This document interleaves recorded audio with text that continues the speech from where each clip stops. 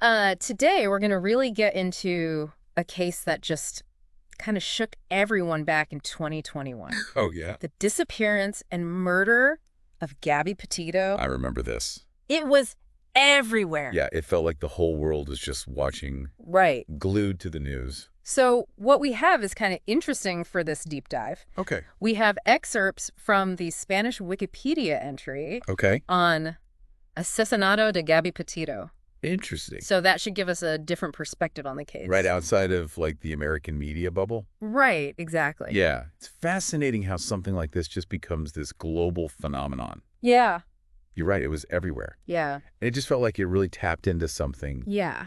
people's fears. Yeah. Like appearances versus reality. Exactly. Especially now with social media. Yeah. And so Gabby and her fiance, Brian Laundrie, they were living the dream, right? Yeah.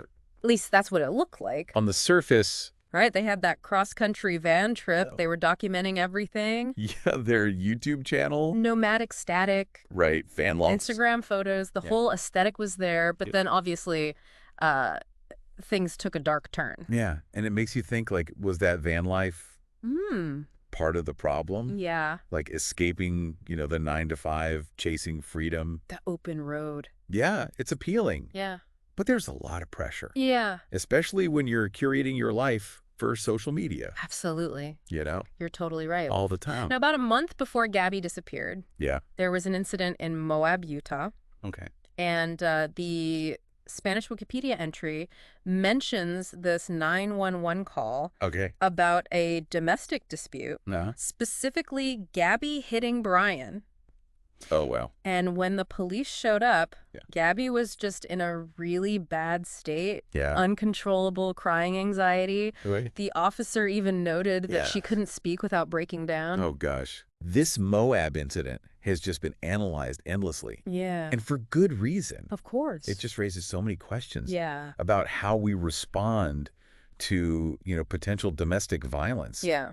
Was this like a missed opportunity? Yeah. To intervene? Totally. Or were the officers just too quick to call it a mental health issue? Right. Like, is there something fundamentally wrong with how we approach these cases? Yeah. Especially when you have this, like, van life thing going on. This, like, image they're trying to maintain. Yeah, that's a great point. Yeah. Because Brian at the time claimed it was just tension from weeks of travel and that Gabby was afraid of being left alone, so the police separated them for the night. Okay.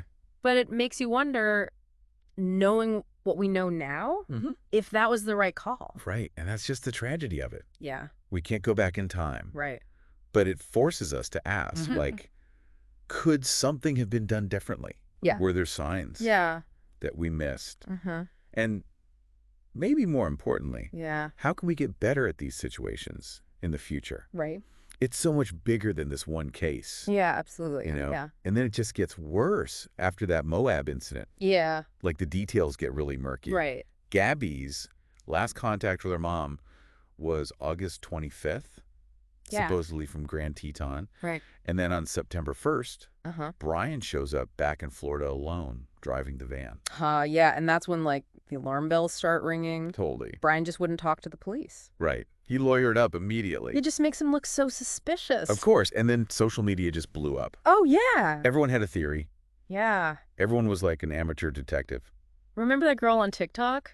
Oh, yeah. Who said she gave Brian a ride? Yeah, she picked him up hitchhiking. In Grand Teton. Yeah, like what? It really seemed like Brian was on the run. But it just brings up so many questions. Like, was he really hitchhiking? Yeah, it's like this real-life mystery with new clues popping up. Left and right. Constantly. And then the news we were all dreading. Yeah. September 19th. They find a body. In Wyoming. Matching Gabby's description. Just heartbreaking. Yeah, it was just the worst possible outcome. It went from a missing person case to a homicide investigation. And then, obviously, all the attention turned to Brian. Right, they had to find him. It was a huge manhunt. Huge. The FBI, everyone was looking for this guy. And this is where I think the Spanish Wikipedia thing is interesting. Okay. It talks about how the search for Brian became this worldwide thing. Like, people everywhere were glued to this. It's crazy how a case can go global. I know. It's like everyone wants answers. Yeah, and you just want to understand Right. How could this happen? So the search goes on for weeks. Yeah. And then finally another twist. Oh, they find Brian's remains. Where? In a Florida nature reserve. Okay. Along with some of his stuff. Wow. It was ruled a suicide. By gunshots. Yeah.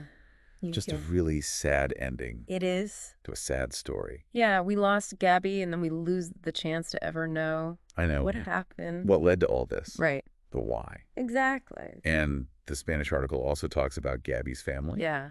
Like, they were devastated, obviously. Of course. But they wanted to keep her memory alive. Right. And advocate for domestic violence victims. Yeah. I mean, how do you even begin to deal with that? I know. It's incredible. Yeah. How they've handled all this. Their strength is amazing. Turning their grief into action. It's inspiring. Yeah. Pushing for change. Yeah. Raising awareness about abuse. Yeah. They're doing great work. They are. You know, it's interesting reading through this Spanish Wikipedia entry. Yeah. They really just focus on the facts, you know? Right. The timeline. Yeah. The key events. Yeah. There's not really a lot of speculation about Gabby or Brian. And that's kind of a contrast to a lot of the coverage we saw here in the U.S. It's true. Yeah. Makes you wonder if it's like a cultural difference or something. Maybe. Yeah. Like how true crime is viewed. Right. Maybe they focus more on like respecting the victims. Yeah. Less sensationalism. That's a good point. It kind of makes you think about, you know, yeah, how we consume these stories. Yeah, it does. This isn't just some, you know, entertainment. Right. It's a real tragedy. Absolutely, with real people. At the heart of it. Yeah, exactly. So what can we learn from Gabby Petito's story?